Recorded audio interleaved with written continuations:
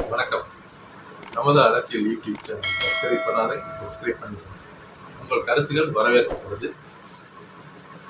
தற்பொழுது இந்த 3 நாட்களாக ஒரு செய்தி பரபரப்பாக இருக்கு. திருச்சி ஐபிஎஸ் வருண்குமார் அவர்கள் வந்து சண்டிகரில் நடந்த கலந்துரையாடலில் வந்து இளம் அதிகாரிகளுடைய கலந்துரையாடலில் வந்து தமிழ்நாட்டில் உள்ள நாம் தமிழர் கட்சியை குறித்து சில கருத்துக்களை அவர் தெரிவிச்சிருக்காரு. அப்படி அந்த கருத்து தெரிவிக்கும் போது தேசிய அளவில் என்ன மாதிரியான சூழ்நிலை உருவாகும் நாம் தமிழர் கட்சிக்கு, ஏதாவது நாம் தமிழர் கட்சிக்கு பின்னாடி வந்து உருவாக்கி தருமா அப்படின்னு கேட்டா, ஒரு சாமானியனா வந்து இது வந்து தெரிந்தோ தெரியாமலோ வருண்குமார் அவர்கள், காவல் ஐபிஎஸ் வருண்குமார் அவர்கள் வந்து நல்லது பண்ணிட்டாங்க நாம் தமிழர். ஏன்னா அடுத்த 10 ஆண்டுகள் இனி நாம் தமிழர் கட்சியை தவிர்த்து, நாம் தமிழர் கட்சி கொள்கையை கருத்தியலை தவிர்த்து இந்திய அளவில் இனிமே யாரும் அரசியல் செய்ய முடியாது அப்படின்ற சூழ்நிலை உருவாக போகுது. ஏன்னா இவர் வந்து தேசிய அளவில் ஒரு கலந்துரையாடல் நடக்குது. அந்த கலந்துரையாடல் ஐயா போய் பேசுறாங்க, வருண்குமார் ஐயா பேசும்போது கண்டிப்பா அந்த கட்சியை குறித்து, அந்த கட்சியோட கொள்கை குறித்து ஒரு கவனத்தை ஈர்க்கும் இந்திய அளவில் அரசியல்வாதிகள் மத்தியில, அதிகாரிகள் மத்தியில. ஏன்னா வந்து இளம் அதிகாரிகள் கலந்து கொண்ட ஒரு நிகழ்வு அப்படின்றதுனால பல மாநிலங்கள் அவங்க வந்து வேலை செஞ்சுக்கிட்டு இருப்பாங்க, பணியாற்றிக்கிட்டு இருப்பாங்க. அப்போ வந்து அந்த அதிகாரிகள் ஒரு 75 பேர், ஒரு 40 பேர் வந்து கண்டிப்பா இந்த கட்சி எப்படிப்பட்ட கட்சி, எப்பொழுது வளர்ந்த கட்சி, எப்படிப்பட்ட வளர்ந்து வந்திருக்கு, யாரோடைய கூட்டணி வச்சிருக்காங்களா, உங்களுடைய கொள்கை என்ன, கோட்பாடு என்ன அப்படிங்கிறத இந்த அதிகாரிகள் கொஞ்சம் ஆய்வு செய்வாங்க. அப்படி ஆய்வு செஞ்சு பார்க்கும்போது கண்டிப்பா அவங்களுக்கு ஒரு பேரதிர்ச்சியா தான் இருக்கும், கண்டிப்பா இருக்கும்.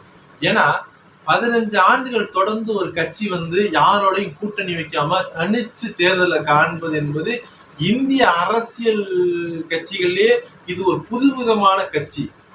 ஏன்னா ஒரு கட்சி தொடங்கினா ஒரு தேர்தல்னா அடுத்த தேர்தல்ல யாரோட கூட்டணி போலாம் அப்படின்னு பேரம் பேசி கூட்டணி போகக்கூடிய ஒரு சூழ்நிலையில 15 ஆண்டுகளா ஒரு கட்சி கூட்டணியே போகாம தனிச்சு நிக்கிறதே இது ஒரு அதிசயம்தான்.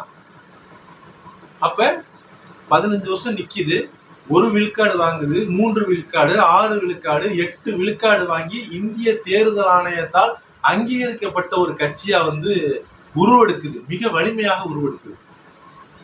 அப்ப இந்த கட்சிக்கு எந்த விதத்திலையும் பின்னடைவு இல்லை. இந்த கட்சியோட கொள்கைய இனி இந்தியா முழுவதும் போய் சேரும். நாம் தமிழர் கட்சியோ, நாம் தமிழர் கட்சி கொள்கையோ தவிர்த்து தமிழ்நாடு மட்டும் இல்ல, இந்திய அளவில் அரசியல் செய்யப்படும் நாம் தமிழர் கட்சி கொள்கை. ஏன்னா நாம் தமிழர் கட்சி கொள்கை என்பது தற்சார்பு கொள்கை. மண் சார்ந்த வளம் சார்ந்த வேலை வாய்ப்பு, அது சார்ந்த பொருளாதார உயர்வு தான் வந்து நாம் தமிழர் கட்சியோட கொள்கை. அது மட்டுமல்ல, இந்தியாவிலே வந்து அனைத்து மாநிலங்களும் அதிகாரத்தை வந்து பகிர்வு இருக்கணும் அப்படிங்கிறதுல பிடிவாதமா இருக்கக்கூடிய ஒரு கட்சி. வேற எந்த கட்சிகள் வந்து இந்திய அளவில் இந்த கொள்கையை வந்து யாரும் முன்னெடுக்கல. ஏன்னா வந்து குஜராத்தி ஆண்டுட்டாரு அப்படின்னாக்க தமிழர் ஆளணும், கர்நாடகா ஆளணும், ஆந்திராக்கார ஆளணும், குஜராத்தி ஆளணும், மராட்டியர் ஆளணும், பீகாரி ஆளணும். ஏன்னா பிரதமர் பதவி என்பது சுழற்சி முறையில வரணும் அப்படின்னு சொல்லக்கூடிய ஒரு கட்சி தான் நாம் தமிழர் கட்சி. அப்ப வந்து இது தெரிந்தோ தெரியாமலோ திருச்சி ஐபிஎஸ் வருண்குமார் அவர்கள் வந்து ஒரு நல்லது பண்ணிட்டார் நாம் தமிழர் கட்சி. ஒரு சாமானியனா நான் அப்படிதான் பாக்குறேன். ஏன்னா இது வந்து தனிச்சு இந்திய அரசியலே வந்து தனிச்சு தேர்தலை சந்திக்கக்கூடிய ஒரு கட்சி இந்திய அளவிலே நாம் தமிழர் கட்சி மட்டும்தான். எல்லா கட்சிகளும் ஏதாவது ஒரு கூட்டணியோட வைத்து கொண்டுதான் வந்து தேர்தலை சந்திப்பாங்க. ஆனா 15 ஆண்டுகள் வந்து தேர்தலை தனித்தே நின்று சந்திக்கக்கூடிய ஒரு கட்சினா அது நாம் தமிழர் கட்சி தான்.